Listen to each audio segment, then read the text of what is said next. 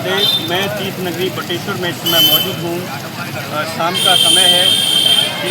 सुबह से ही बटेश्वर में प्रशासन की मुस्तैदी से बटेश्वर का रास्ता है वो बंद कर दिया गया है। हालांकि 2 दिन बाद रास्ता बंद किया गया है। तीसरा दिन है आज बाढ़ को बटेश्वर में। लगातार हम आपको अपडेट करते भी रहे हैं। लोग यहाँ बड़ी तादाद में घूमने आ रहे हैं, पिकनिक मनाने आ रहे हैं, ऐसा कह सकते हैं। लेकिन बाढ़ जैसे हालात को, ऐसे क्षेत्र को अपन नज़रअंदाज नहीं कर सकते कि कोई आपने पंजाब जैसी हालत देखी होगी। बड़ी तबाही हुई है। इस तरीके से बाढ़ को हल्के में न लें। लगातार जलस्तर जमुना का बढ़ रहा है। हमारे साथ मौजूद हैं समाजवादी पार्टी के राष्ट्रीय युवजन सभा के राष्ट्रीय उपाध्यक्ष धर्मेंद्र यादव जी। इन्होंने आज अपने क्षेत्र का, इनका ये गांव भी है, उन्होंने खुद ही निरीक्षण किया है, तो इनसे हम बातचीत करेंगे। ये वैसे तो परिचय के मोहताज नहीं हैं, सभी लोग अक्सर जानते हैं। हमसे पूछते हैं कि आज इन्होंने क्या कमियां यहाँ पर या प्रशासन की लापरवाही क्या इन्होंने देखा। जी धर्मेंद्र जी, बहुत बहुत धन्यवाद बबलू जी। पहले तो आपको धन्यवाद कि आप पिछले 3 दिन से कवरेज कर रहे हैं जी। बटेश्वर के जो हालात हैं, आपका जो समाचार है अरुणोदय, उसको बधाई। आप 3 दिन से लगातार आपकी कवरेज ने ये बताया कि बटेश्वर के हालात क्या हैं। मैं ये कहूँगा कि प्रशासन की लापरवाही इतनी है कि 3 दिन पहले, जैसे हमारे गाँव में बोलते हैं विश्वनाथ का चलना, मतलब भोलेनाथ की जो फ्लोर है उससे पानी का आना, उससे संदेशा ये होता है कि बाढ़ अपना रूप लेगी और बाढ़ आएगी। ठीक है, किसानों का नुकसान हुआ वो अलग बात है। उसके बाद यहाँ जो व्यवस्था है, प्रशासन को ये पता हो या तो प्रशासन को ये पता हो कि इतना पानी आना है, इतना नुकसान होना है, तो प्रशासन फ्री कर दे लोगों को। प्रशासन को जब कुछ पता ही नहीं है और यहाँ एक कैसे होता है टूरिस्ट स्पॉट, भगवान के दर्शन करने के अलावा लोग इतने आ रहे हैं तो कोई भी कहीं भी कूद रहा है, कहीं भी नहा रहा है, इससे कोई बड़ी घटना, जनहानि हो जाए। प्रशासन की इतनी लापरवाही है कि यहाँ एक चौकी है, बटेश्वर चौकी, उस पर कितने लोग हैं, वो कितना संभालेंगे। जब हज़ारों की संख्या में, सैकड़ों की संख्या में लोग आएंगे तो यहाँ पीएससी के ट्रक को छुड़वाना चाहिए था प्रशासन को, जिससे यहाँ लोगों के लिए रस्सी बांध देना चाहिए था कि कोई भी जनहानि न हो। आज भी देखा, कल भी देखा, हज़ारों की संख्या में लोग मंदिर के पास जा रहे हैं, विश्वनाथ के पास जा रहे हैं। और आज तो ये जो पीछे आपको रास्ता दिख रहा होगा, ये बटेश्वर का मुख्य रास्ता है। इस रास्ते पे इतना पानी है और सड़क को क्रॉस कर रहा है पानी।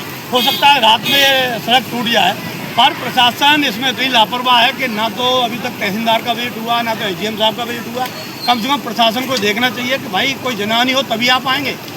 प्रशासन दोषी तब होता है जब सरकार दोषी होती है। सरकार बटेश्वर को तो वैसे प्रमुखता में लेती है कि हम बटेश्वर में विकास कर रहे हैं। बड़े बड़े जनप्रतिनिधि आते हैं, सांसद, विधायक, जिला पंचायत अध्यक्ष, जब जरूरत पड़ती है तो यहाँ से अपनी मार्केटिंग करते हैं। यहाँ योगी जी भी आए, मुख्यमंत्री, उन्होंने मार्केटिंग की, हेलीकॉप्टर के लिए वो बनाया कि यहाँ से हेलीकॉप्टर। पर आज के हालात ये हैं कि यहाँ जो विकास हुआ, 1 रुपये का विकास ही जब यहाँ से आप देखेंगे बाढ़ के जाने के बाद, तो इन्होंने जो पैसा लगाया है वो सारा आपको मिट्टी में मिला हुआ मिलेगा, क्योंकि उसमें इतना भ्रष्टाचार हुआ है। पर चलो छोड़ो, वो तो बात की बात है। पर आज के लिए सुरक्षा की दृष्टि से, बटेश्वर की जो जनमानस है उसकी दृष्टि के लिए बाहर के लोगों को वहीं रोक देना चाहिए, कोई नहीं आए। और यहाँ के लोगों के लिए प्रशासन को एक मीटिंग करना चाहिए। जो यहाँ के लोकल के तैराकी लोग हैं उनको किट अवेलेबल कराना चाहिए कि भाई आपको किट, भाई चांद कोई हादसा होता है तो वो लोग मदद कर सकते हैं। भाई पुलिस तो तैरना नहीं जानती और हर पुलिस वाला तैरना नहीं जानता, या कोई भी जब व्यवस्थाएं नहीं, तो व्यवस्थाओं की तरफ ध्यान देना चाहिए। सरकारी हॉस्पिटल है, उसका रास्ता बंद है, रास्ता बंद हो, कम से कम यहाँ किसी को भी फिलहाल में बीमारी हो, कोई परेशान हो, रास्ता अवरुद्ध है, तो कोई लोग कहाँ जाएंगे। प्रशासन इस पर ध्यान दे।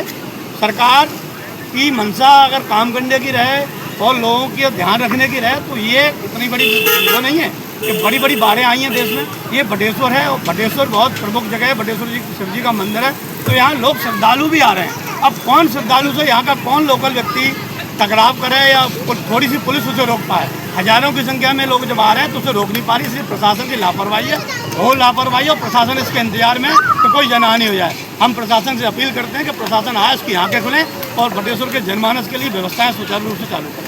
और जितने प्रतिनिधि उन सभी से अपील है भारतीय जनता पार्टी के कि आप चुनाव के समय पे, आप यहाँ वोट लेने के समय पर, जब यहाँ से आपको मार्केटिंग करनी हो, चाहे मेला लगाओ, जब पैसा कमाना हो, तब आप आते हैं। आज ना तो कोई सांसद का यहाँ आना हुआ है 3 दिन से, ना किसी भी नेता का हुआ। तो आपसे अपील है कि मेरी आवाज़ सुनने के बाद कम से कम आप आओ और यहाँ की व्यवस्थाएं सुनो। बहुत धन्यवाद। आप लगातार 3 दिन से लगातार जो कवरेज कर रहे हैं, आपके समाचार को आपको बहुत बधाई। कम से कम आपने लोगों की आंखें खोलने को, मेरे को भी आने को। जबकि यहाँ का कोई जनप्रतिनिधि खबर नहीं लगा, पर हमारी पार्टी के राष्ट्रीय अध्यक्ष जी ने सुबह बटेश्वर के हालात जाने और उन्होंने पूछा बाढ़ की क्या स्थिति है। तो जो हमसे बताया गया वो हमने बताया है। पर हम ये अपील करते हैं जिनकी सरकार है और जिनका प्रशासन है, तो उनका ध्यान यहाँ आकर्षित होना चाहिए, जिससे कि बटेश्वर के लोगों के लिए और ये बाहर के लोगों को रोका जाए। बहुत धन्यवाद।